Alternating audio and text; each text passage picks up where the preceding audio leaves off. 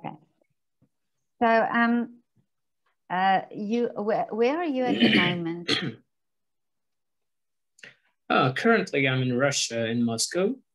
Yeah. I had the opportunity. The only great thing about this whole pandemic situation was that now, since the borders are open, but the shows are not yet there, I have time to spend with my bride. Oh. Otherwise, we haven't met for quite a long period. We haven't seen each other for longer than half of the year because of the quarantine and all the borders and so on. And the previous year was a disaster, kind of in a way of relationship, because we couldn't meet. She was in Russia and I was in Germany, and that was a real trick to manage through that. But now I'm here, and even though I have kind of currently nothing to do in case of in terms of the theater and all the other stuff with music, but I can study online. I can be with my future wife and just find a little piece of happiness, as I say. Oh, that's great. Well, I think that's important also for our health, you know, that we are happy and that we do things that make us happy. And that distracts a little bit. And I mean, really, all you need is love, isn't it? Oh, yeah. And that's a great song also. But tell me, how did you start? You're a tenor, so how did you start in music as a child? Do you come from a musical family? Oh, yeah. My mother is soprano and my father is a bass, and my grandmother was mezzo. I haven't heard her, sadly.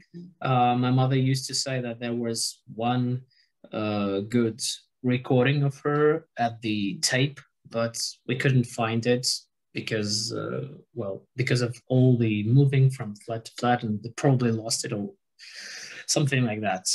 So I have never heard her singing, even in the recordings, but they say she had a great voice. So I'm kind of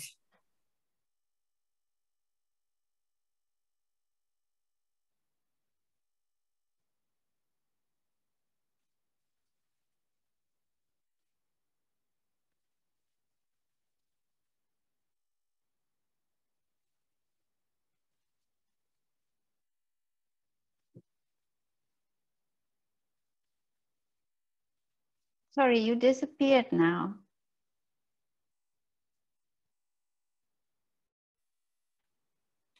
Oh, here you are again. Oh, and I can't hear you. You turned your mic off again. Oh, it says it's off.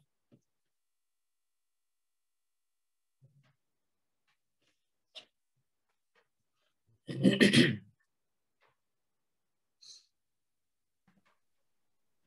Can you hear me now? Oh, yeah. Yes, now I can hear you. Okay. Don't know what's happening now with the Zoom. Okay. So you say your grandmother, but you couldn't find the recording or you couldn't hear your grandmother. Yeah. Sadly, I couldn't hear her, but they're just saying that she was a great singer and she also was a great teacher, the vocal coach. And she taught my father and my mother also. So I feel sad about not being able to hear her or to talk to her, because my mother used to say that that would be a really pleasure for us to, and she would be glad that I'm the way I am now, and the person I am now, and the singer I am now. But if think about, I'm from the musical family, of course, and my mother and father, they still work in my hometown in Irkutsk, in Russia, in a musical theater, and I used to work there with them for 8 years. And so you actually performed I graduated with as them. the pianist from the music school. Yeah. I performed with them, and it was a great pleasure because I started as a musical singer. My debut was Judas in Jesus Christ Superstar, the Andrew Lloyd Webber's production. I mean, not the production, but the musical. And my father sings either, he's in both casts, and he sings either Pilatus or the Caiaphas. So it was, at my audition, it was funny because my father used to know that I know the whole musical in English, but of course in Russia we have it in Russian, and in the hometown there was a special translation of it with use of old Russian words and names, and I didn't know the Russian translation. So for the audition, I sang in English, and my father, who sang for the Caiaphas, he sang in Russian, and it was a funny moment of, so I did Heaven on Their Mind, I did The Sin of Betrayal, and the end, and I'm singing something like, I don't want your blood money, and he answers to me in Russian, no деньги есть деньги, что не говори. It was funny just the way we switched in between of the languages. But of course, for the performance, I had to learn the Russian one, and I performed it for 7 years, and then I finally did my Jesus debut. That was the last performance of this opera for me in the hometown. So 7 years as Jesus at the contests, and the last one was in my hometown. And also we performed with my mother in Merry Widow. Yeah, and my father was also there, so. Oh, okay. So you were all on stage. Yeah. That was fun. But was it your mother and father? Was it that inspiration for you, that you heard your mom and dad sing and that you wanted to become a singer? I don't know in a way of how much of my inspiration was of them or was of my nature because of them. Because I'm a singer from, as my mother used to say, when I was really little child, like less than a year, I sang with the perfect voice. And now it's a little bit different. Oh, okay. But anyway, so yeah, I started singing from God knows when, just probably as the day I was born, I was singing. And so, of course, my mother and father used to rehearse at home, and it was cool. I just, I liked it. And I was also singing at shows at the school. Also, I graduated as the pianist from the music school, so kind of still was into music, but then after that, I kind of got tired of playing piano. So before my voice broke, I decided not to go for any further education for the piano because I was studying in the same school Matsuev was studying. And I decided, like, I'm not Denis Matsuev, so like, why should I continue with the piano? And now I'm actually kind of regret it, but I can still play. Yeah. Well, you've got the basis of the piano then, and and then.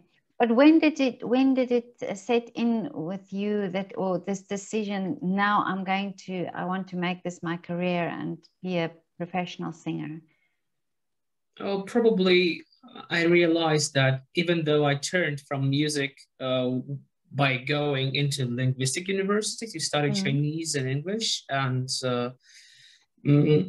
I kind of still wanted to be a singer, but first of all, I wanted to be a rock star since I'm a tenor and I love rock music. And I played and sang in the band for a few years. Then I came to the musical theater, to work in the musicals. Like in Russia, we call Jesus Christ Superstar a rock opera. So I was like kind of a rock star and then into the opera style. But okay, yeah.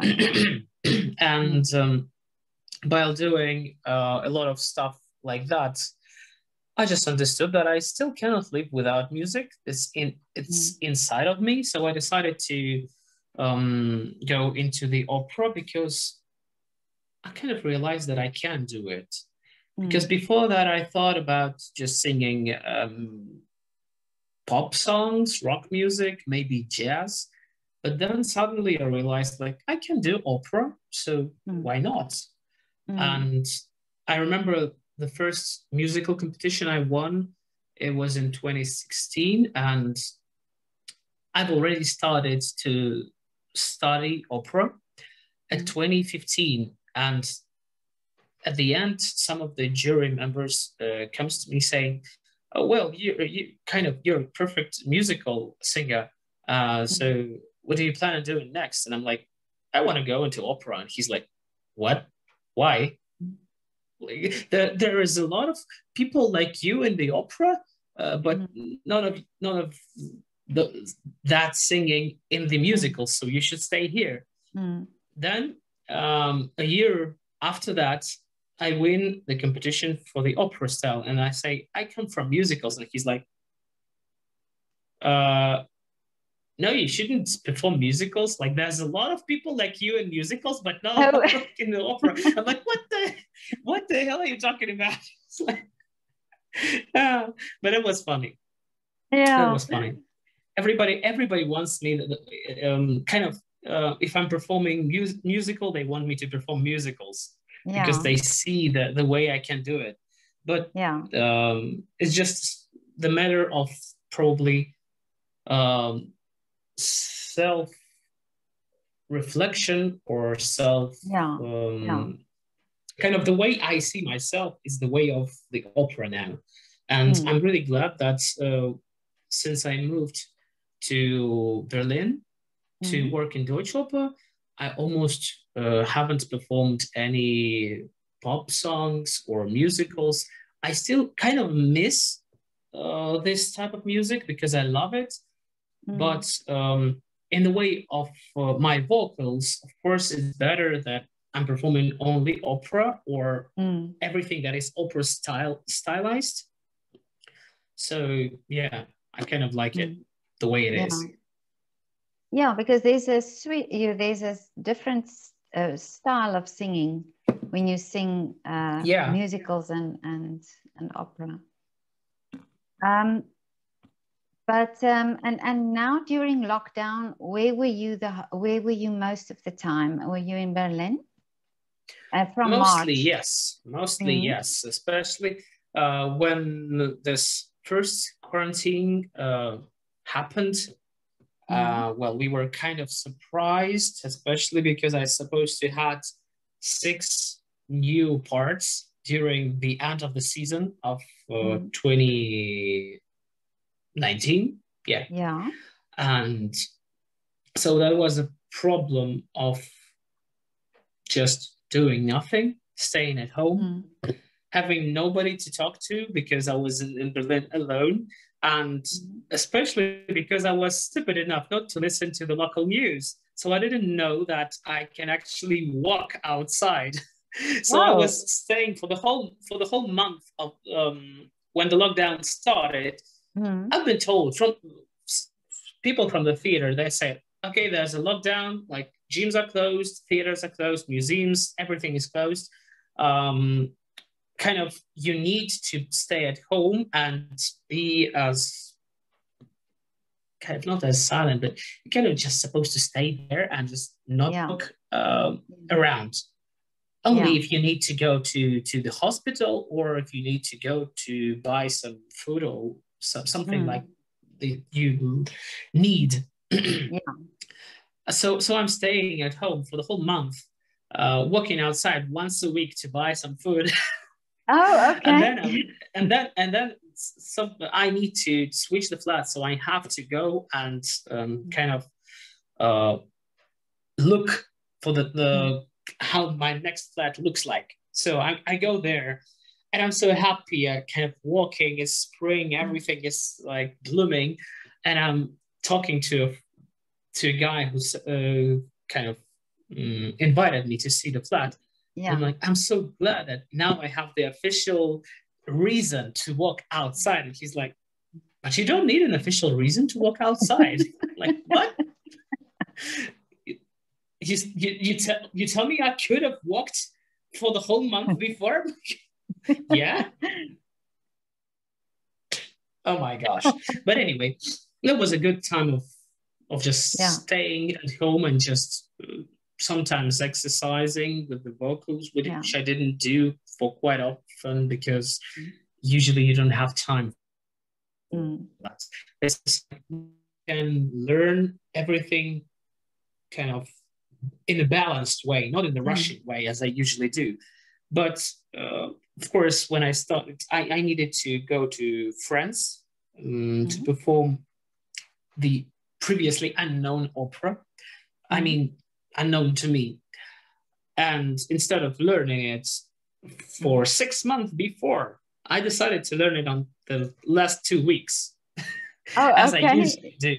And that's just perfectly my way, because I know that like this is the deadline, then I can learn it, and I can learn it and it's gonna stay there. But if I start early on, just like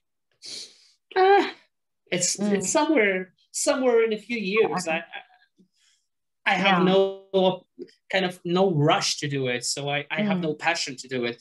And that's the problem kind of for me as a musician, because I need this strict kind of deadlines, and I need this that pressure that pressure and this feeling of, oh, I need to do that today, otherwise I'm not gonna manage it, and I need to do that. Sorry, that's kind of tricky. I'm trying to put something under the phone. Oh, this way is better. So so I need to do this. I need to have this structure of, this is done today, this is done next, this is next. Otherwise, for now, as for the whole year, actually, it's just, well, I have something in a few years, and I have absolutely no idea what I'm going to do in the next season. It's the same thing that happened this season, because we didn't know if Deutsche Oper is going to open at all, or if they're going to open, what kind of production they're going to perform, on what terms. And I was supposed to do Ferrando in Così fan tutte, which I didn't do, and I didn't learn it. And now I have a guest contract for Ferrando for a few years, somewhere on 25th or 24th, something like that. And I don't know if I'm going to be able to do it, because I didn't do it on time, which I was supposed to do. Because I thought, oh, okay, I will try it here. And if it's fine, then I'll kind of agree on that contract. And well, of course I will do it, but it's just going to be a little bit more pressure. It's the same as I was supposed to have the performance of Rigoletto, my debut as the Duke in Deutsche Oper, because I am still having a contract in Wiesbaden on the end of May for the Rigoletto. And the previous season, before this whole pandemic started, Christoph Seufferli, the intendant of Deutsche Oper, he said, well, we know that was supposed to be your debut on Wiesbaden, but this ain't going to be your debut. And I'm like, why? Because you're going to be performing here before that. And it was such a kind of pleasure. It's like, did you think I would like kind of allow you to perform this great part somewhere else before? That was really nice of him. And he said to me that you're going to be covering Javier Camarena. The first two performances, then the third one is yours. And I was like, oh my, that's well, that's the tenor I'm kind of inspired by also. I mean, the modern tenor. And it didn't happen because of what? Because of the COVID. You know, this is what maybe someday, maybe someday. That's what many artists tell me, is that, you know, that there was always this, either a project or a role or a debut or something that they really looked forward to and that they really wanted to do, and then of course the pandemic came and the virus came, and but so in that time, so did you did voice exercises? Was there anything else you did, like a hobby, or do you think that was also a time where you could spend doing things that you normally don't have time for? Kind of both, because I have the hobby, and it's computer games. My hobby is my computer games, but and I played a lot of them during the first pandemic lockdown. Now I'm more into music design. I decided to kind of invest my time in something for the perspective.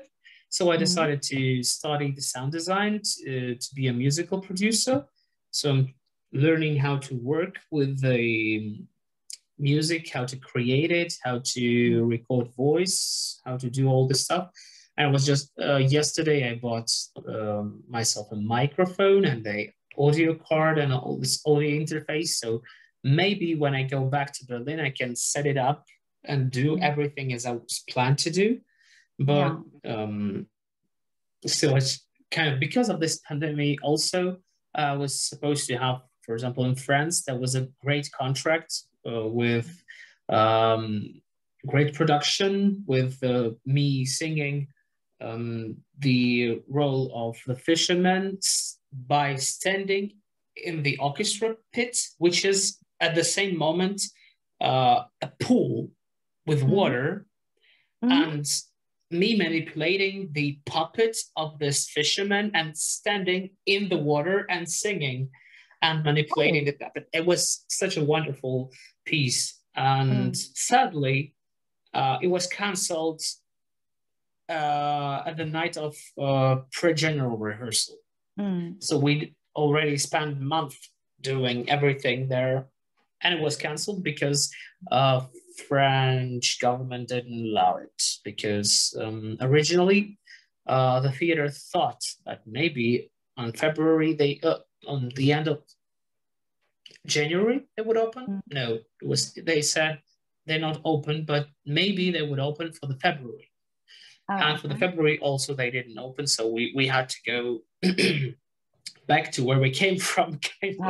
But at least we have this contract kind of still postponed for a few seasons. Who knows what's going to happen next? This is what I wanted to ask you, is many of these projects, are they postponed now? They're not totally cancelled?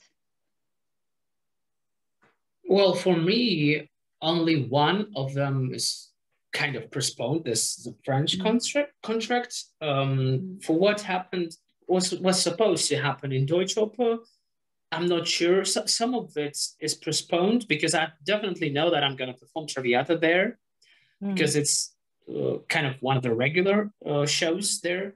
But I'm not sure about Ferrando. I'm not sure about, for example, they said the previous season was supposed to be the last season of Lucia there, and I didn't perform it. I'm not sure about the Hollander and all the other stuff I was supposed to perform. So maybe it's still going to stay there, but I don't know.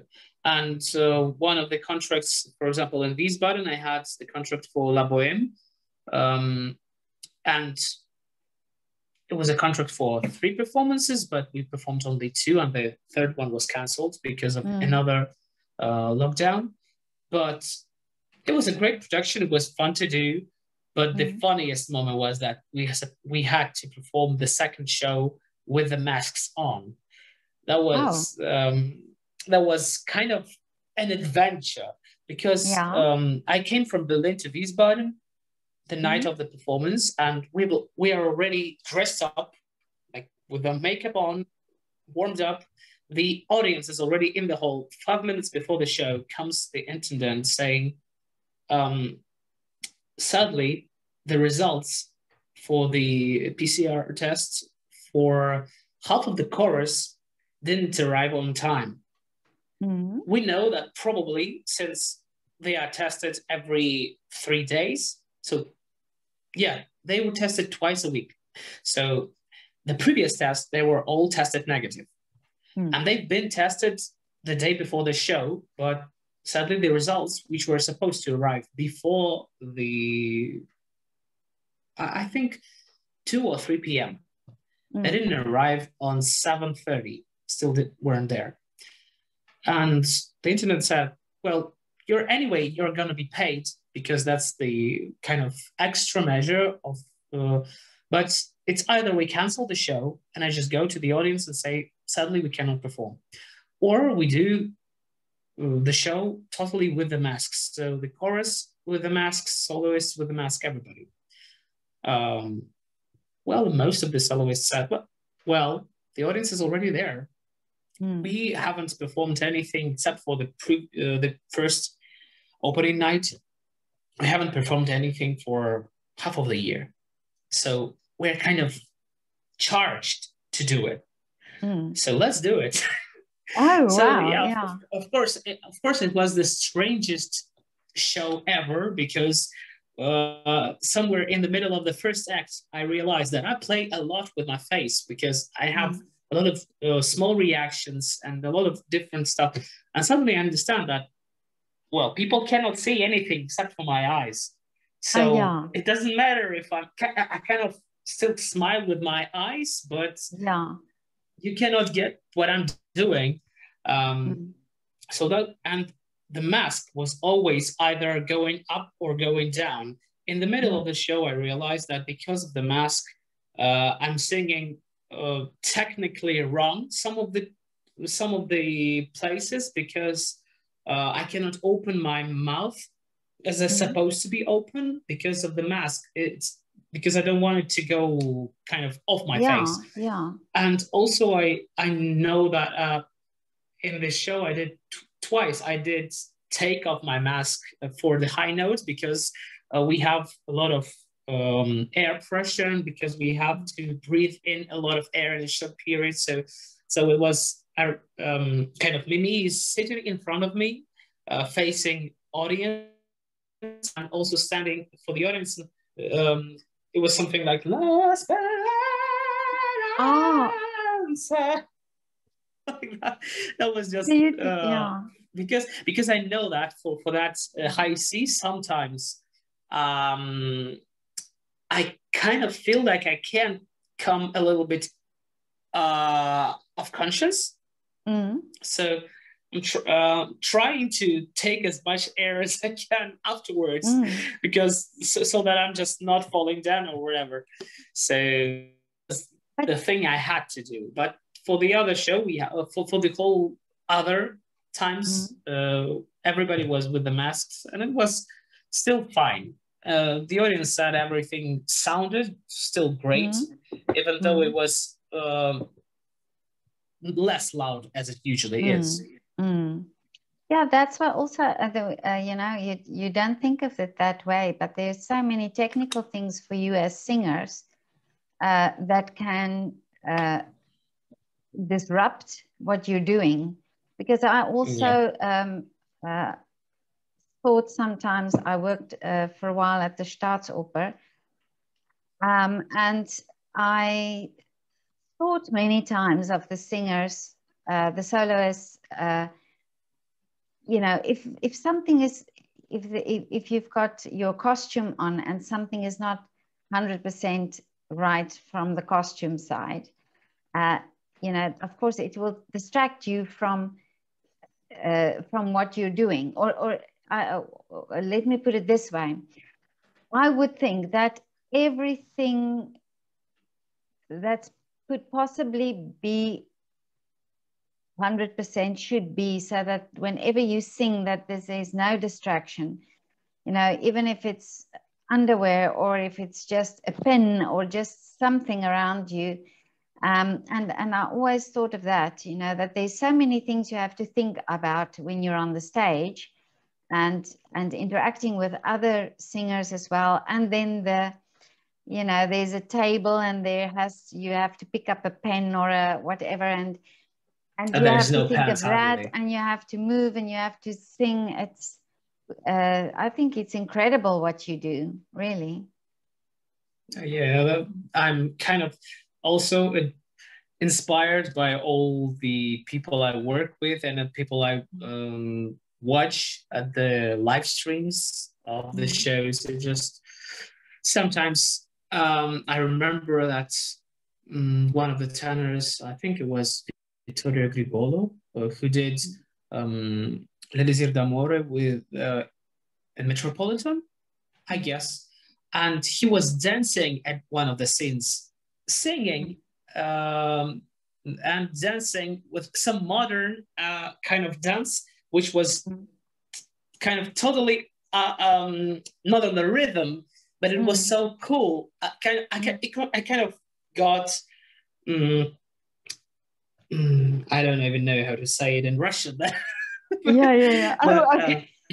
But it was just, I cannot say, but that moment was so cool. I was so kind of inspired because usually you see it just Nemorino just standing there and singing these phrases, and suddenly he was so doing these moves, and I was like, oh, that is just my favorite moment in that opera. But just a second.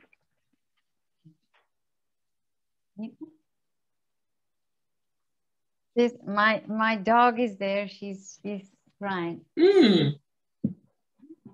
There's Lily. Hi, Lily. There's Lily. Lily wants to sit on my lap. So yeah, I think there's many things that we don't know what you're going through and what you have to deal with. And of course, you know, when you have your voice is your instrument and it's part of your body, so it's something that I think when you cannot distance yourself from it. Oh yeah, and the saddest moment is that everything you do in your life, everything you feel, kind of still influences your instrument. Yeah, and you cannot take it. It's like it's almost like a joke when you kind of having a conversation with somebody and you realize that something is going wrong and you're gonna have a quarrel or whatever, and you know, for example, that maybe not today but tomorrow you have a show, and if you go a little bit too much with your emotions, it's going to affect your voice. And it could have been great if you could have just like kind of take your vocal cords off, kind of switch the influence of your emotions, then do this and then turn it on. That could have been fine. But when you kind of already in a normal, relaxed mood, but no, it doesn't work that way. And usually you just have to kind of distance yourself or be ready to work with what you have afterwards. If you have some sort of, I don't know, maybe you had wine the previous day, which you were not supposed to, but maybe you had for some reason. Well, now you have to work with what you have. If something is kind of itching or not at the perfect place as it's supposed to be, now you have to get it there. But it's just a life of restrictions and kind of self-discipline, probably, and which it's what's not working for me usually is going to bed on a proper time, which usually doesn't work for me because I'm either staying for listening for some music, or I'm just talking, or I'm doing something, or I'm playing games, but something is always distracting me from going to bed before the midnight. Usually it's like 2 a.m. I go to bed. And if it's a show night, especially if it's a premiere, you cannot you're nervous, so you cannot go to bed and just fall asleep straight away. You have to repeat the whole opera in your head everything with every movement, every scene, every emotion. You have to like, okay, am I sure that I'm supposed to do that? It's never like that when you do kind of show on a daily basis. It just becomes a routine. But when it's a premiere or when you haven't done it for even a month, it's already a lot. Even I remember that with the same La Boheme in Wiesbaden, the first show was on 4th of October and the second one was on 17th. So it's like 2 weeks later. And it was already kind of a nervous situation, but I had still kind of had all the movements recorded, and scenes which were complicated, I asked to record them so I can kind of revisit everything and set it into my mind. So when I go on stage, I know exactly what I'm doing, even if something is, for example, my Rodolfo was supposed to have a pencil always behind his right ear. So I had 3 pencils on me because something might happen. For example, I need to write something in every act. But what if I break the pencil? I'm just writing and it's broken. So I have the next one just in case. Okay. And I have it almost in every pocket. I have something just in case. It's the same as it was in Deutsche Oper with matches for the first act, when we're always starting a light for the candles, and sometimes candle can go off. Sometimes matches may be wet because at the original production they had rain coming at the windows, okay. And since some of the windows are broken, so the water can go in, and maybe the matches may be kind of still wet. Be wet, but anyway. So everybody on stage had at least one extra pair box of matches. Yeah. Just in case, if these big matches which we're supposed to use are wet, then we take the small and everything is fine. But we're supposed to do everything on time, and it was such a great thing that my premiere of La Boheme was in Deutsche Oper with this marvelous production of the year 88, which is like old as me. I was born to do it, as I said. It just it is so detailed and so clear. Like everything which is supposed to be done is done. Not like some of the modern productions when, for example, Marcello sings that, "Oh, Rodolfo, I'm freezing." But Marcello stands with his like body completely naked. Like, what? Yeah, really, you're freezing. Like, get something on. Yeah. That was really the strangest things which we can kind of face now in a modern world. Yeah. But this is very interesting when you talk about these things, because I think sometimes that artists don't talk about this, and they just take it as part of what they're doing, but that the audience and the general public have no idea, have no clue about all the years that you've studied, all the time and the effort, and of course what goes into such a production. Because when we sit in the audience and we watch you sing, or even with dancers, you watch ballet dancers, and it just looks so effortless. It just looks as if it comes so naturally, but it doesn't. It takes very long hours of practicing, of rehearsing. And as you say, there are so many things that could affect your voice on the night or at the time when you need to use it. And it's the same in dancing as well. And I think in a way, I would like these interviews that I do and what artists tell, that it's informative and that people start thinking, you know what, these artists are really giving so much, and that art and not just art, but the artists should be valued for what they are giving.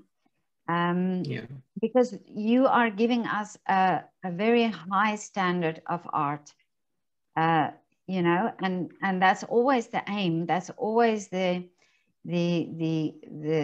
goal almost. And this is why I think you're studying so much and putting so much effort in, is to really get it at that high standard. Yet people just see it as a natural, you know, as that you were just born to do it like that. And of course you were born with the talent, but it still takes that hard work. Yeah, but this is actually the purpose of our hard work, so that the audience doesn't see the hard work. That's the purpose of us going on stage, and however hard your part may be, to sing it as easy, like it's supposed to look like that. It's the same as, for example, when I talked to Jose Carreras, when we had one time the conversation at the dinner table. Dinner table, yeah. Yeah, dinner table. But and I asked him, what was your kind of the hardest aria you performed? And he says, oh, this is the Duke aria from the second act. And I'm like, why? But you performed it like that easy. I don't know. It's always so hard to do it. I don't know why. It's just, he's done more dramatic parts, more lyric parts, whatever, more technically complicated parts or anything. But he said, well, this one for some reason is hard as hell. But when you see him performing it, it doesn't look like that. And this is the great thing about, even when you're sick, you're supposed to do it as it's supposed to look like it comes naturally. So, and especially because in the opera, people usually don't talk. I mean the artists. Yeah. So our singing is our speech. So it's supposed to be like we are speaking, and when we are speaking, we're not really working, you know? Yeah. Oh yeah. That's the idea of just being, even when you do this coloratura or I don't know, some extra high notes, it's just the idea of being natural and not showing how much effort it takes, because sometimes you're so scared of something, and when you're scared, usually you don't do it right. And it's the same of usually people are asking whenever they meet the artists, they ask, are you nervous before, like, are you nervous at the stage? Or at the stage, I'm not nervous. I'm nervous before the stage. It's for example, I remember myself performing one of the pop songs in the university I studied from. And I remember standing backstage and standing even on stage. And I remember feeling of my knees shaking. But currently at the stage, you don't feel that kind of tension. You're nervous before the show, and as soon as you go on stage, you're kind of relaxed because you're already working. Yeah. Oh. So you, when you were in school, did you go to a specific music school? Yeah, kind of. Like in Russia, we have separate schools, like normal school, kind of like high school, and just music school for the general musical education, and whatever instrument you want to play.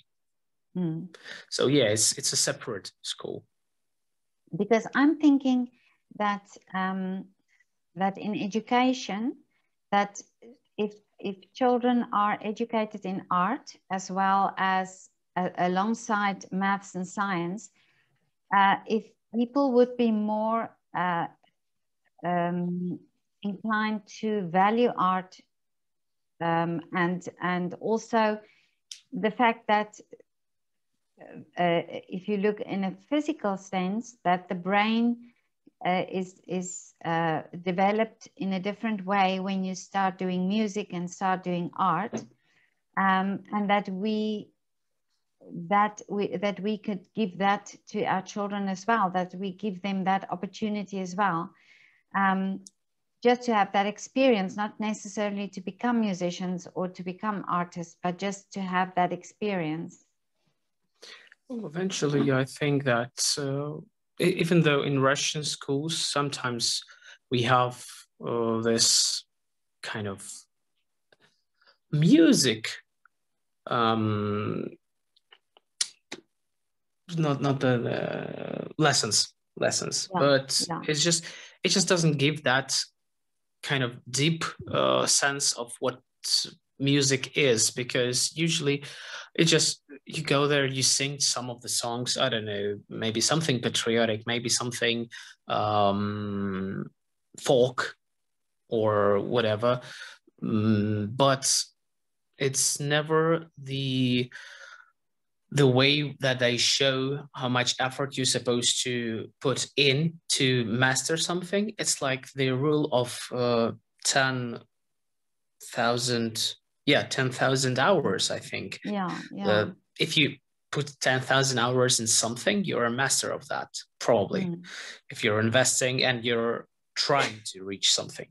And with that thing,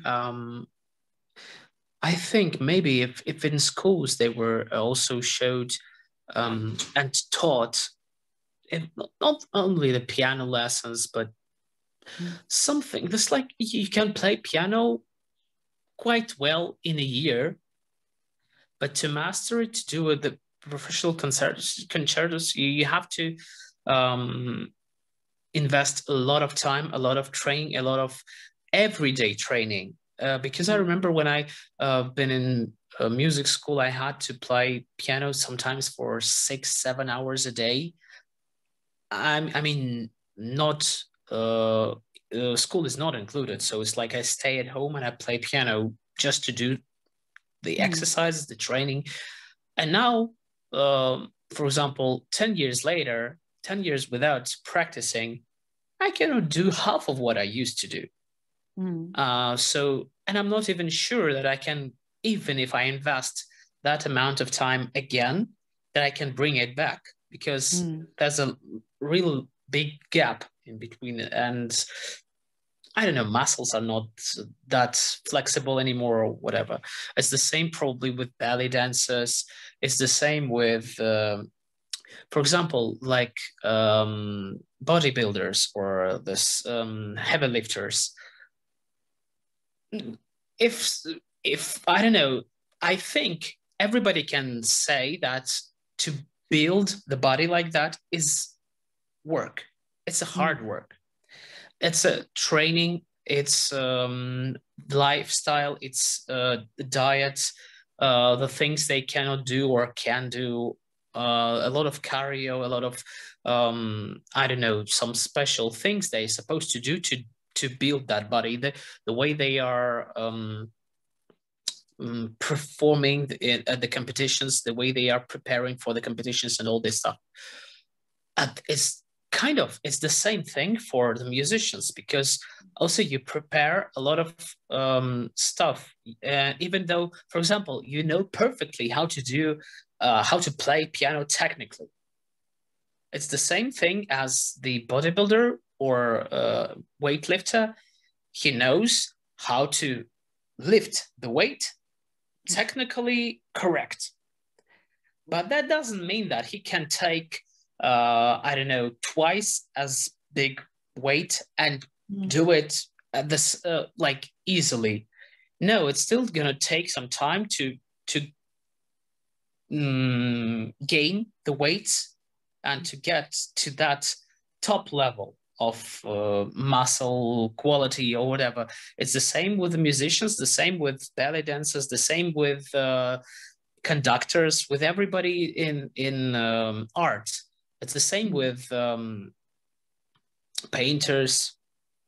Why not? Painters are also sometimes I cannot understand the modern art in the way of when people just I don't know, take one piece of color and just splash it and here's my picture. Yeah. Okay, this is not the art for me, but maybe that's the art for somebody else. But for example, this hyper-realistical work of artists who create the copy of a real person, but painted, and you look at the painting and it's clearer than the actual, I don't know, picture of that person. And that is the way of like, my jaw goes as on top notes, it goes down. It's like, wow. And it's the same thing with singers. Again, when you see operetta singers dancing and singing at the same moment, which when you are not involved in this, it seems that it's so easy. But when you try to do it yourself, for me as the opera singer now, but I had this musical and operetta past. I know how hard it is to move while singing, not dancing while singing. Well, you dance while singing and you still want to perform everything on your top level. It's supposed to be such a great control of breath. It's the same as this synchronized swimming.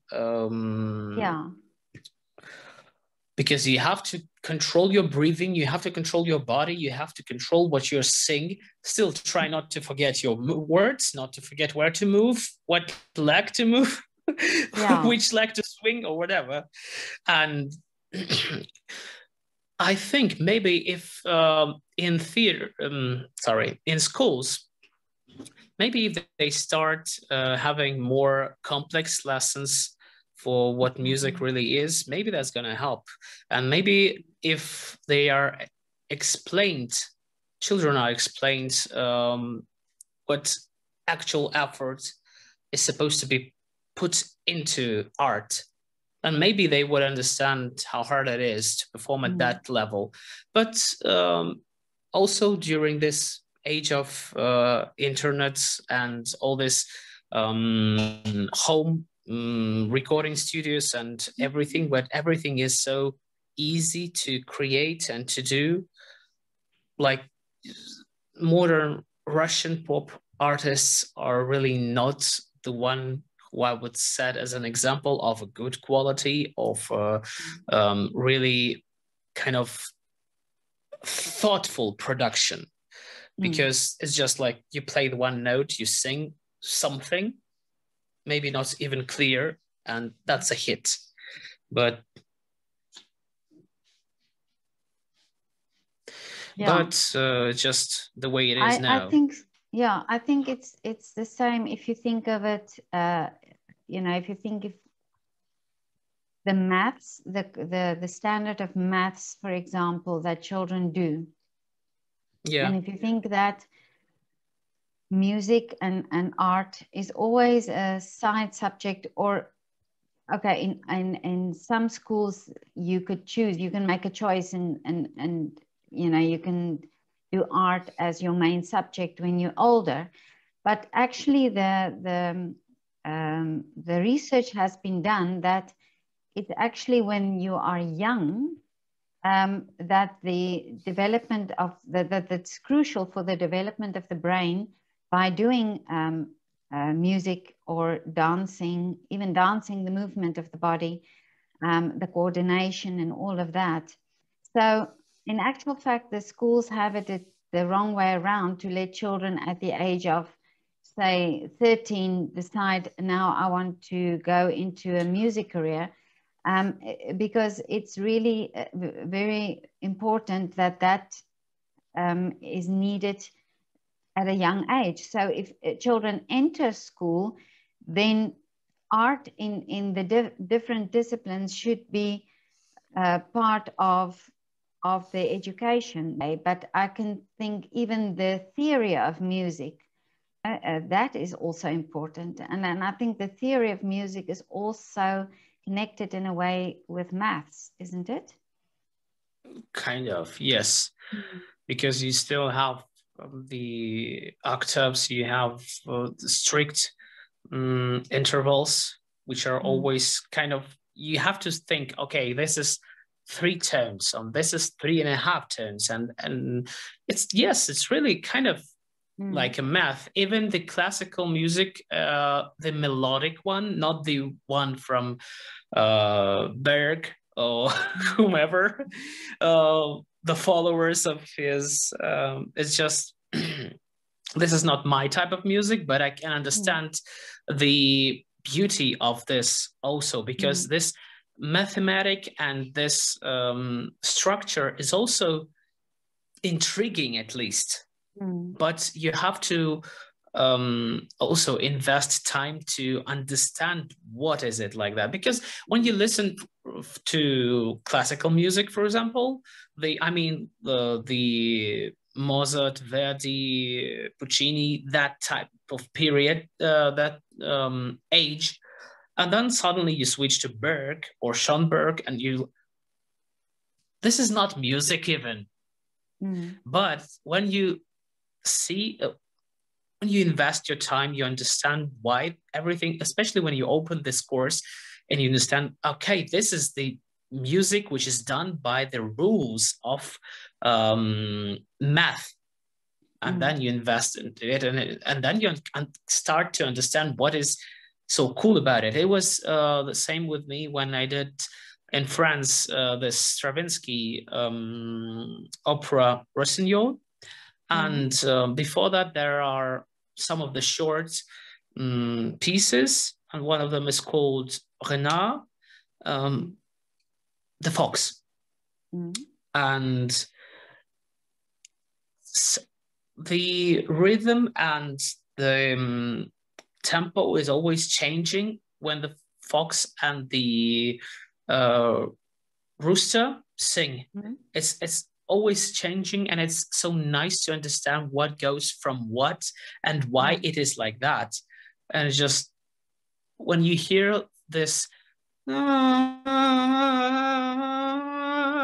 you understand that he's kind of he's seducing him, the fox is seducing the rooster to come down from the tree. So and you understand that it's a beautiful melody, but this kind of dissonance inside of it, it just, the way that he puts in the false intentions of the fox, and it's so cool when you do it knowing and that. And so it's the music is so deep, actually. Every kind of music is deep. Even when you hear some I don't know, extra simple techno music, which is just one note all over again and something around it, you can find something special for yourself. As the point of art is just touching your soul and reflecting whatever you feel. Because it's the same with songs, with rock music, with pop songs, with classical operas. You hear the song, you hear the music, and depending on the period of your life, whatever you experience in that period, it can kind of capture the imprint of your time. It's the same with when we listen to some music we were listening to at our 18th birthday, or when we were in high school or whatever, and you hear it for example, the first time in 20 years, and you still remember when you heard it and what you felt. Maybe this is some special music with associated with your first love or something like that. And it just, music is a reflection of your own life. It's a of course, it may have the story of something else, the background of the opera, the libretto side of it. But every time you go to see the show, or you set the record on and just listen to it, it's your own emotions, your own catharsis. So, of course, I think some way more smart people have to find the way to put the music into the education process. But I think now more research has been done about the effect of music on the cells of the body, on the brain, you know, the brain development. And also they use music a lot for therapy, you know, for Alzheimer's, for autism. So if they can think that it's that important, that it could have medical implications, you know, that it could be used medically. Of course, then I think now, even in this time of the pandemic, it's so important that we realize that we need this, that we need music, we need the art to be awakened now again, and the theaters be open, so that, you know, we could have that also as a type of therapy for us, you know, for now in this time. Yeah, I've heard one of the best applause in my life while after the lockdown. We had a concert in Deutsche Oper. It was kind of a simple concert, just the piano and some of the soloists performing one or two of their favorite arias. And the audience is almost empty because of the rules. You have to sit separated by almost 2 meters around you. And still, it was such a great audience who, first of all, wanted to enjoy the art, who wanted to have this energy upchange. Just when we go on stage, we share our energy. Of course, we do the singing, we do the acting, we play, we take parts of our characters, but we also gain energy from the audience. And this cycling of the energies, it just brings a lot of good and positive emotions and positive effects into our life.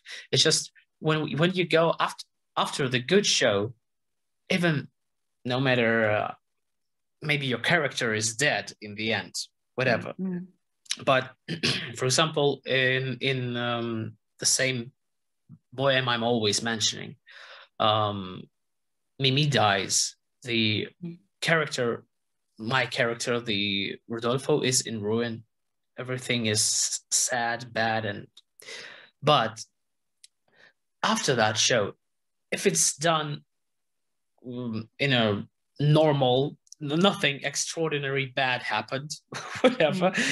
I cannot imagine everything. But when you hear this cheering at the end, you get a lot of energy back, even though you put, so emotionally and physically, after the curtains close and before you go for the curtain call, you're emotionally almost empty because you gave everything out. And then for the cheering of applause for this curtain call, you get a lot of energy back. Maybe you can even get more than you serve, because people just sharing it, they got everything from you. Now they are sharing some of the energy back. And you go home and you cannot fall asleep again because you're so into this, so upcharged again. And now you have to kind of calm down, relax, have this feeling of euphoria going kind of separate ways. Yeah. And then you can become calm and do everything as you, I don't know, whatever you need to do, because sometimes people cannot eat after the show. They cannot eat before the show and cannot eat after the show. Everybody is different, but I remember this joke of Pavarotti. For one interview, he said, "Oh, I admire my wife because she's such great person. She's such a how do you say it? She's such a person who can wait." Patient. Yeah, patient. Yeah, she's such a patient person because before the show, we cannot make love. And after the show, I have no energy to do it. All right. It's like I'm too tired to do it. And this is the life of a tenor. For example, for the baritones, they say for the basses, it's a little bit different because their voices are different. But for example, for me, for a tenor whose voice is always on a edge of breaking, kind of, when you go on top, you have to be completely focused on the opera. So your lifestyle is that way. You go, you have to sleep well when you go up, and then day of the show you're warmed up a bit, check if everything is around. I mean, the voice is fine. Then you do some exercises, then you rehearse silently. I mean, you just rehearse your part, and then you still have to survive this long period of waiting for you to go on stage, because when you're on stage, you're not you're a character. Okay, and you already perform, you live this life, but before that, you're, oh my gosh, I still have 6 hours till the show. I have nothing to do because I cannot read a book, I cannot watch a movie, I cannot sing, I cannot I don't know, eat, because everything affects the voice. And you just sit there and wait. It's just, but Andre, just a problem. you're at home now, and you're with your fiance, which is so lovely. But what is your wish for the future? What is your wish for when all this is all over? Oh, I wish to perform all the parts which were cancelled. Okay, that's the good wish, I think. I think I just want to be on stage again with the full audience. So I mean, I want everybody who wants to be in the theater to be in the theater. That's I think the most important thing for me, to be able to share art and for people to be able to enjoy the art. And also for me to be able to enjoy art, because for example, I also want to be a lot of times part of the audience, and in this time I cannot go anywhere. I haven't been to Staatsoper, for example, and I want to, and I just want everything to be back to normal, and for people now to start appreciating art more, I guess, because when you're suddenly out of something, you start to value it more, I think. And even though we have seen during the pandemic some stupid decisions made, or maybe not stupid, maybe they were just the decisions that were forced to be made, so that some of the theaters could not help, could not support their own workers. And some of, for example, in England, as I know, there was an ad saying maybe this ballet dancer still doesn't know that her future work is online. And there was also one, the same picture, kind of remade by one of the artists. Maybe the government just doesn't know that art doesn't work online. It just, you have to go on stage.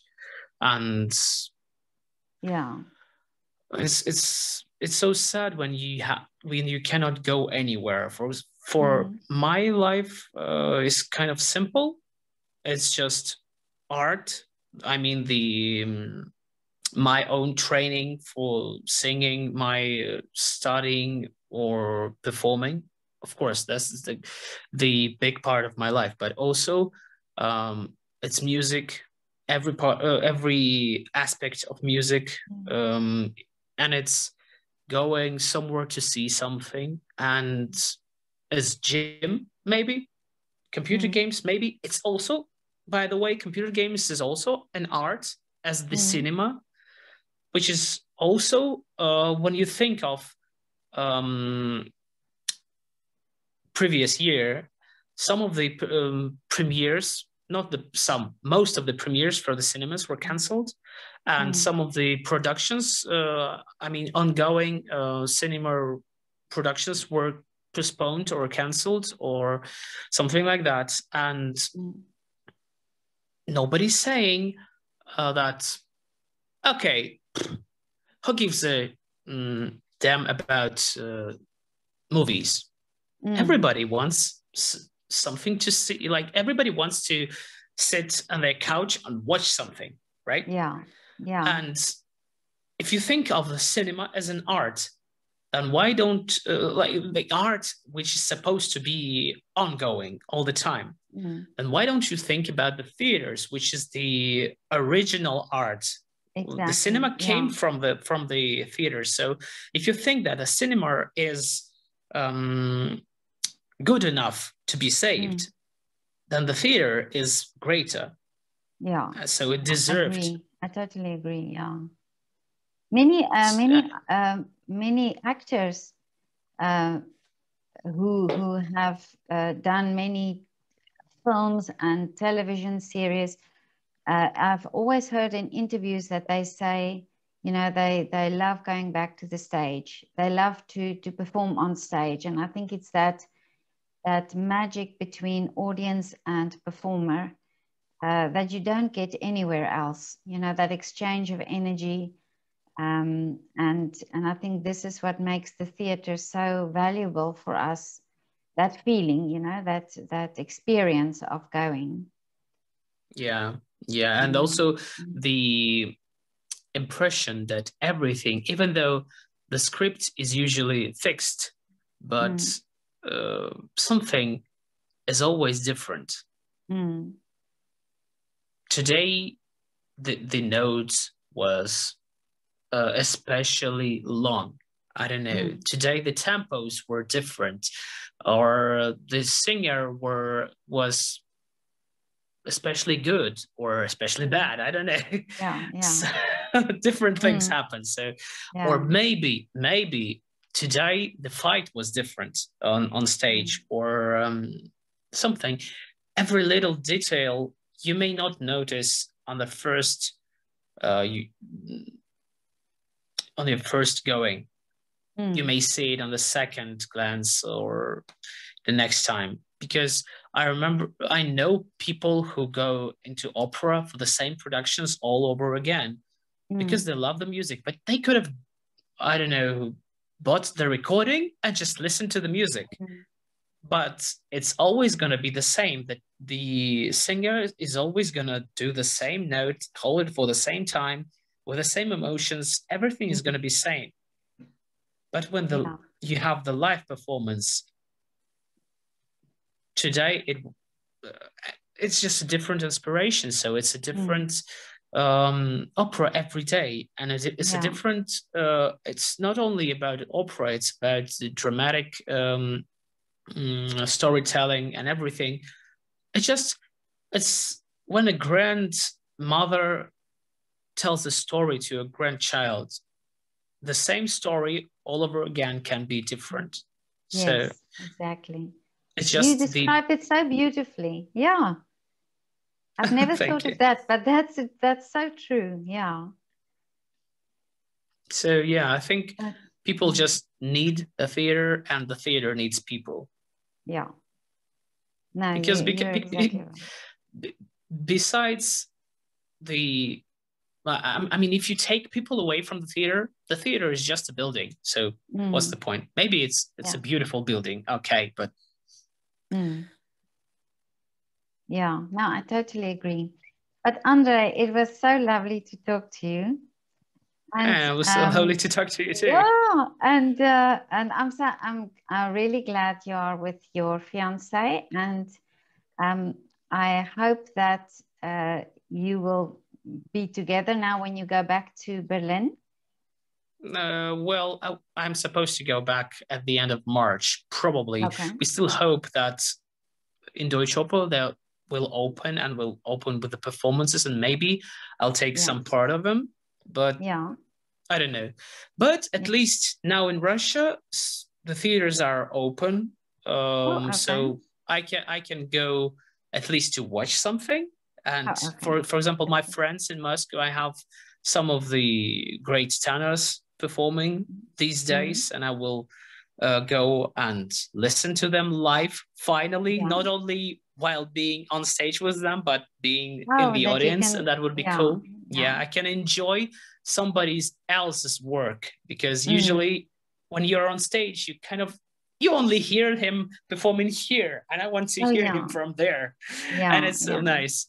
And also it is a pleasure finally to sing with my fiance, because she's also a singer, and it's just nice to be performing together. But I hope I'll find some opportunity to go on stage in the production here, but I'm not sure about that, because everybody in the whole world, every artist is so craving to perform now, so it's just hard to squeeze in between of those who can perform.